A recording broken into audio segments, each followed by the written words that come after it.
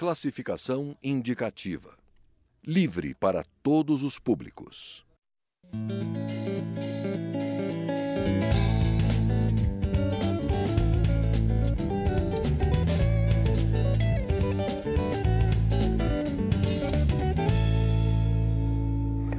Você sabe o que são terrenos de marinha? Pois acompanha um pouquinho da história do Brasil. Em 1831, lá no tempo do Brasil colônia, foi estabelecido que pertence à União todos os terrenos que ficam a 33 metros do mar. Detalhe, a linha imaginária, ali pertinho da arrebentação das ondas, foi estabelecida a partir da situação do mar em 1831. Claro que as variações climáticas de 200 anos para cá já devem ter mudado tudo, mudaram tudo. Mas a lei permanece a mesma. E quem quer explorar economicamente aquelas áreas, levantar uma construção, por exemplo, tem de pagar um valor ao governo, uma espécie de aluguel.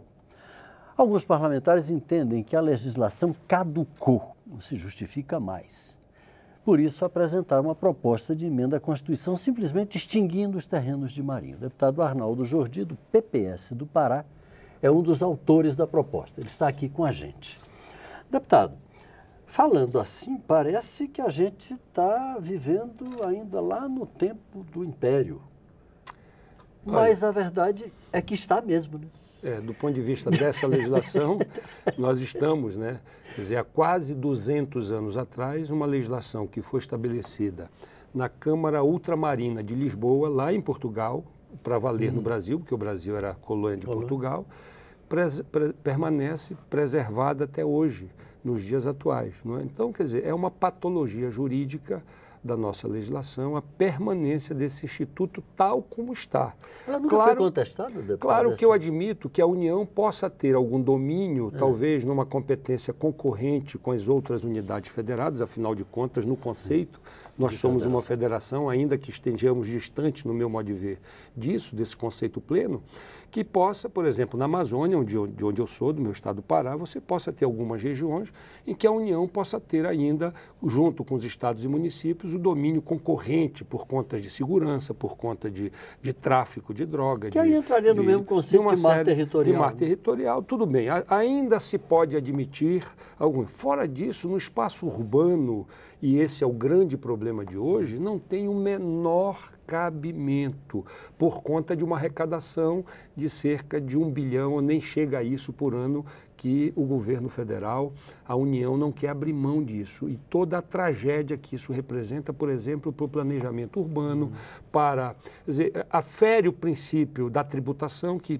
pressupõe um pagamento em decorrência de uma contrapartida do Estado, quer dizer, aí diz assim, mas isso não é tributo, é taxa. Sim, mas para o cidadão não importa se é tributo, se é imposto, se é taxa, quer dizer, é um conceito. Dinheiro, é pagamento. Quer dizer, claro, ele está desembolsando uma coisa onde ele não tem nenhuma contrapartida. Quer dizer, o cidadão que já paga o IPTU, o Imposto Territorial Urbano, Predial e Territorial Urbano, ainda tem que pagar a taxa de terreno de marinha por conta do domínio da União, supostamente por uma maré alta de 33 metros em 1831, e olha o que o texto da lei diz, a maior maré do ano de 1831. Quer dizer, eu não sei se havia topografia suficiente para fazer essa medição. E a maioria das cidades, claro que ao longo de quase 200 anos, como você mesmo disse, ela sofreu uma série de alterações climáticas, de alteração dos cursos d'água, de aterramento. Pois é, a gente todo dia está vendo na televisão as mudanças climáticas provocadas pelo aquecimento global. A intervenção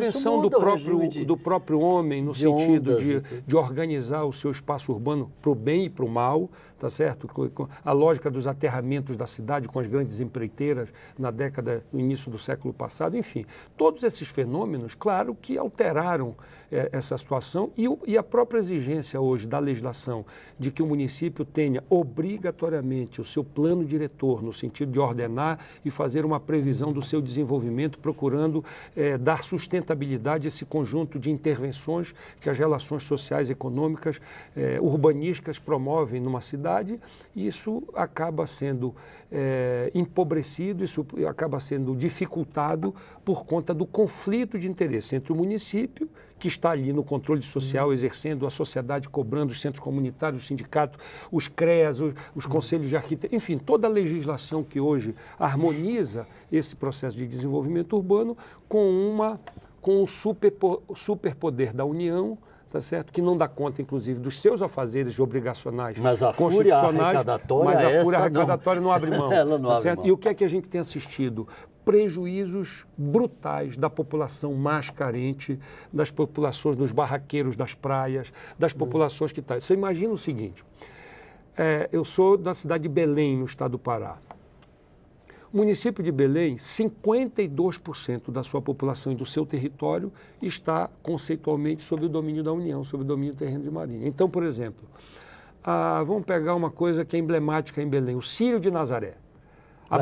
Baía de Guajará todinha. A Basílica de Nazaré, que você chegar no mais alto ponto da Basílica, você não encontra um córrego nos quilômetros que circundam a Basílica de Nazaré.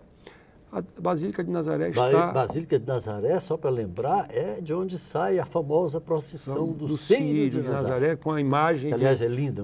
A imagem da Santa de Nazaré. Então, veja bem, aquela que é no centro da cidade está sob domínio da União, porque há 150 anos atrás, o canal da 14 de março, e até ali foi onde o Plácido de Castro encontrou a imagem de Nossa Senhora de Nazaré, que deu a história do Círio de Nazaré, a maior procissão religiosa do mundo. A sede do Remo e do Paysandu, que são os dois maiores times então, teoricamente, que se ficam também no centro. Então, se a União quiser, só estou falando teoricamente, pelo amor de Deus, claro. ela pode pôr abaixo a Basílica de Nazaré, porque ela está no terreno de Marinha. Em tese, sim. Se ela encontrar que a Basílica não pagou as taxas devidamente, ela pode colocar na dívida ativa da União, e em função dessa dívida ativa da União, ela poderia, digamos assim, sequestrar esse patrimônio e demolir, por exemplo, ou fazer qualquer coisa. Em tese, claro que ninguém se atreveria a fazer isso. Do ponto de vista do cuidado ambiental, alguma legislação que proteja essas áreas,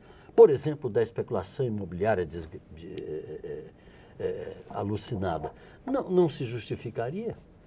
Acho que não, porque esse é um setor que a legislação brasileira avançou muito. Ainda há muito a avançar, não é? Mas a legislação brasileira, do ponto de vista da proteção, primeiro você tem os planos diretores nas áreas urbanas, você tem os planos diretores, você tem as legislações específicas das áreas protegidas. Geralmente as áreas de córregos, de rios, de nascentes de rios, de olho d'água e tal, são, em geral, áreas protegidas. Então, quer dizer, o que faz aumentar ou consolidar a proteção, seja ela conceitual, institucional, ou quer do ponto de vista das relações sociais que estão no entorno dessas áreas consideradas vulneráveis outrora, é a presença do cidadão e este usuário e beneficiário dessas áreas ter o controle social disso. Não será a União, num país continental como o Brasil, tá certo, que fará isso lá do seu pedestal, este controle neste imenso território brasileiro. Se alguém pode fazer com mais eficácia do que a União, claro que é o município, é o Estado que está mais presente, que está vivendo os seus problemas no seu cotidiano, etc, etc. E na sociedade moderna, onde tem Ministério Público, tem OAB, cada uma dessas instituições com promotorias, com órgãos específicos da proteção ambiental, isto é muito mais eficaz do que... Quer dizer, se há alguma vulnerabilidade, e há, no sentido lato sensu do conceito, ela não será suprida por um domínio de quem está longe e quem está ausente, em tese, do problema. Quer dizer, essa é a experiência que nós temos vivido, pelo menos no estado do Pará e outras capitais que sofrem com essa patologia. Falei em outras capitais, eu tenho dois amigos, um casal que cuida de uma barraca, que era da família, que já vem de muitos anos, em Arraial da Ajuda, e que agora está ameaçada de desaparecer por conta exatamente disso. Olha que coisa maluca. Eu acho Eles que estão nós querendo, porque não pode aqui, mas espera aí, está aí há muito tempo. Sim, mas não pode, tem que pagar e não sei mais o que e tal.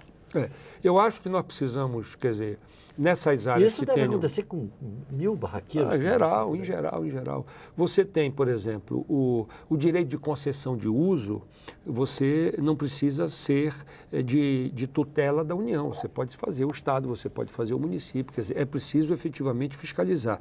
É preciso não deixar com que essas áreas sejam vulnerabilizadas em favor da especulação imobiliária. Este conceito é verdadeiro. Agora, não é verdadeiro dizer que essas preocupações estão mais protegidas, estão melhor abrigadas sob este instituto do que de outros que já existem no nosso ordenamento jurídico, na nossa legislação presente. Nosso tempo acabou, mas só uma última pergunta. Há clima suficiente para aprovação de uma emenda desse tipo aqui, deputado? Eu acho que há. Eu acho que a Câmara já acumulou o suficiente. Nós já ouvimos todos os especialistas, o próprio Ministério do Planejamento, a quem o SPU se reporta do ponto de vista institucional, já admite que nas áreas urbanas já avançou, inclusive, muita coisa, mas nós precisamos ainda avançar muito. Eu acho que há uma sensibilização, não só, inclusive da União, do Poder Executivo, e admitir que isso tem mais atrapalhado do que ajudado. E todas as precauções, os acautelamentos no sentido de não beneficiar a especulação imobiliária, devem ser tomados, mas tendo o controle social do município e do Estado, que é o que as outras políticas públicas. Veja bem, a Constituição de 88 municipalizou praticamente todas as políticas públicas, transporte, assistência, saúde, educação, etc, etc. Por que nessa questão o movimento é inverso? Deputado Arnaldo Jordi, do PPS do Pará, muito obrigado pela sua participação aqui com a gente. Eu sou Paulo José Cunha e esta é uma produção conjunta da TV Câmara e da Rádio Câmara. Assista novamente este ou qualquer outro programa Palavra Aberta entrando em nosso site câmara.leg.br/Palavra Aberta. Obrigado pela audiência, um grande abraço e até a próxima.